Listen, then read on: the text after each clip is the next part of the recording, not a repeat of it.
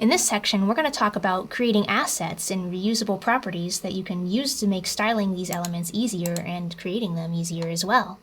So let's go over that. So in order to go over our assets, we have to go to our toolbar tab, and at the very bottom, this little top item here and the 3 on the bottom is the assets section. And it gives us 3 available properties and asset types. We've got colors, character styles, components, and videos. Videos are pretty self-explanatory. Components we'll go over a little bit later, but in this lesson we're going to talk about mostly colors and character styles.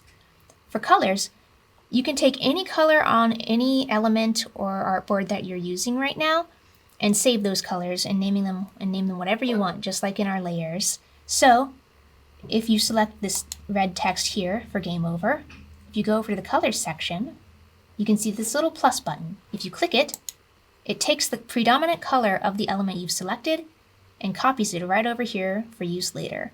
Right now it shows you the hexadecimal color value of it, but if you double click that, you can rename it to just red.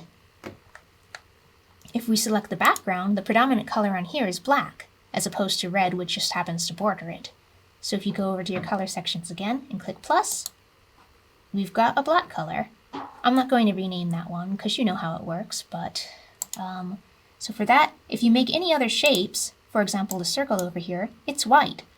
But if you want to apply this color, or any of these colors in your color assets section, all you have to do is select the element you want to change, and then go over to your Documents Assets panel, and click the color you want to change it to. So, in this case, let's change it to black. And if you click it, it automatically turns to black. If you click red, your element turns to red, and it changes the fill of the element. Now, let's talk about character styles. Character styles cover properties of your text values. So in our case, our only text here is the game over text. So if we select that, and just like the colors section of our assets panel, we press this plus, and it saves all the properties of that particular text. In this case, we've got the font size, noted here by 60 pt. We've got the typeface, Andali Mono, and the font color, red. So if we wanted to make a different piece of text over here, let's say, hello world, and we wanted to have it by default be something else, such as, let's do a completely different typeface, Avenir. Sure, that works. Well, no, that one's not easy to tell it's different. Let's do Book Antiqua. There we go. We've got a serif font, so you can tell it's very different from the game over text. All right, and let's change the font size to 12 so that you can see a vast difference when we change it to it. And of course the color, we'll change it to green, some kind of green. There we go. So if we zoom in, you can see this is what it looks like. And let's say we wanted to change the text again, back to this particular character style that we've saved.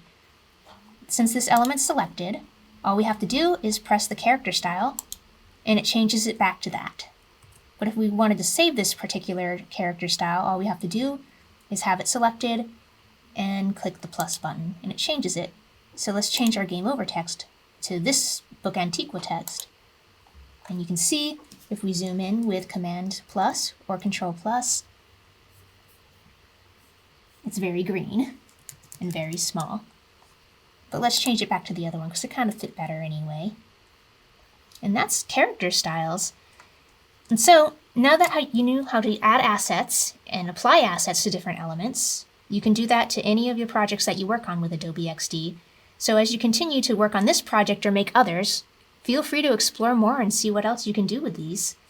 And now, let's move on to our next lesson where we talk about responsive resize.